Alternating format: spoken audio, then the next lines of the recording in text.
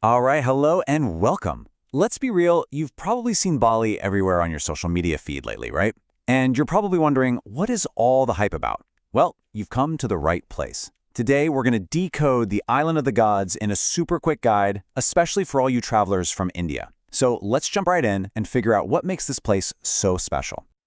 Okay, so let's start with the big one, the question that's probably on your mind. What's the deal with Bali? I mean, what is it about this one little island in Indonesia that's got everyone so hooked? Why is it suddenly the place to go? Well, it's not just one thing. It's really this perfect recipe, you know? You've got an international spot that's surprisingly close to India. You get this feeling of affordable luxury so you can live it up without emptying your wallet. The landscapes, absolutely stunning, like straight out of a postcard. And then you throw in this incredibly rich culture, tons of adventure, and yeah, you guessed it, it's one of the most Instagrammable places on the planet. So first up, let's dig into why everyone's actually going. It really comes down to this. It's the perfect international getaway. A huge part of the appeal is just how easy it is to get there. I mean, think about it. You can hop on a direct flight from places like Delhi or Bangalore, and you're there in just 6 or 7 hours. That's it. And a week is kind of the sweet spot, the perfect amount of time to really soak it all in. The best part? You can find packages starting from around 27,800 rupees. That makes it a super accessible international trip. Okay, but here's the thing about Bali. It's not a one-size-fits-all kind of place. It's an island that has so many different sides to it. So the real question is, what kind of traveler are you? What's your perfect Bali vibe? So let's break it down. Are you a thrill seeker looking for some action, or are you more of a Zen seeker, hoping to just chill out and recharge? This is the first big choice you gotta make. Yeah, it's all about choosing your pace. On the one hand, if you're a thrill seeker, you could be tearing through jungle trails on an ATV, rappelling down waterfalls, catching waves at Kuta Beach, or, and this is a big one, trekking up an active volcano to watch the sunrise. But hey, if you're looking for Zen, your Bali could look totally different.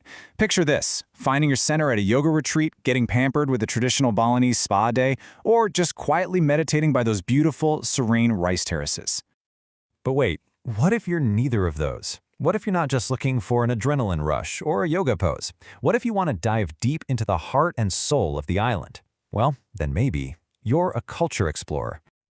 Oh, if that's you, you are in for an absolute treat. Your trip is going to be packed. You could be watching the incredible Kechok fire dance at a temple while the sun sets. Or maybe you'll get lost exploring the amazing wood carvings in Ubud, or discover traditional crafts like batik and silver making. You can visit ancient royal palaces like Tirtaganga that look like something out of a fairy tale, or even wander through the famous Ubud monkey forest. All right, so no matter what kind of traveler you are, thrill seeker, Zen seeker, culture explorer, there are some places you just have to see. This is the ultimate Bali bucket list. These are the can't-miss highlights. First things first, you can talk about Bali without talking about its temples. They are absolutely iconic. You've got Tanah Lot, this incredible temple perched on a rock out in the sea. Then there's Uluwatu, sitting on a massive 70-meter cliff. The views are insane. There's Uluwatu Bratan, the one that looks like it's literally floating on a lake. Tirta Empel, famous for its holy spring water. And of course, you know this one, Lempuing, home to the famous gates of heaven that you've definitely seen all over Instagram. And it's not just the temples. The natural wonders in Bali are just breathtaking. We're talking about trekking up an active volcano, Mount Batur, for sunrise, or heading over to Nusa Penida Island to see those dramatic cliffs and that famous beach that looks like a T-Rex.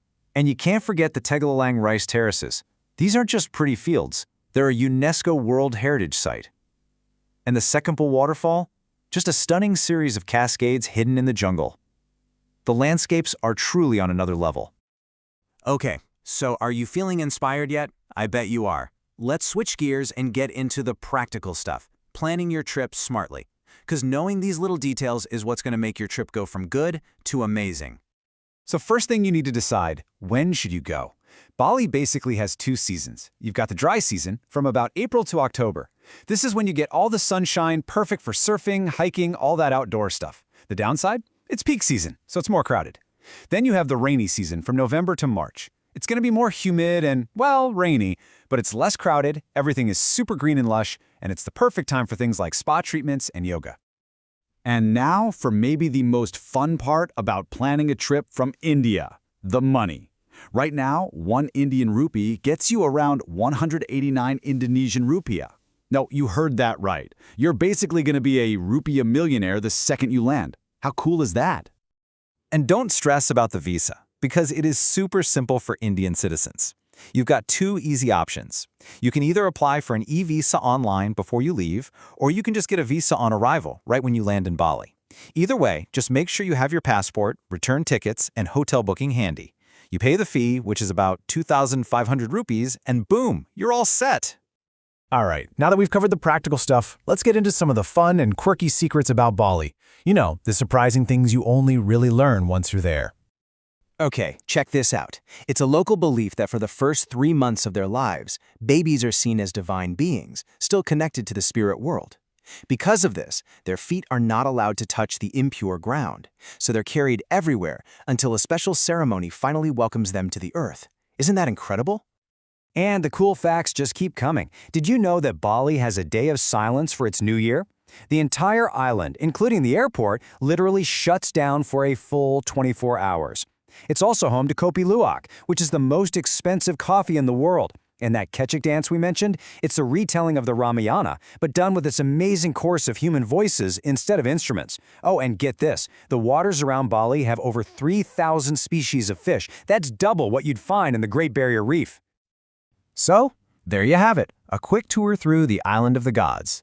As you can see, Bali is so much more than just a pretty place. It's this incredible mix of adventure, culture, and pure relaxation. It's a place where you can really find what you're looking for.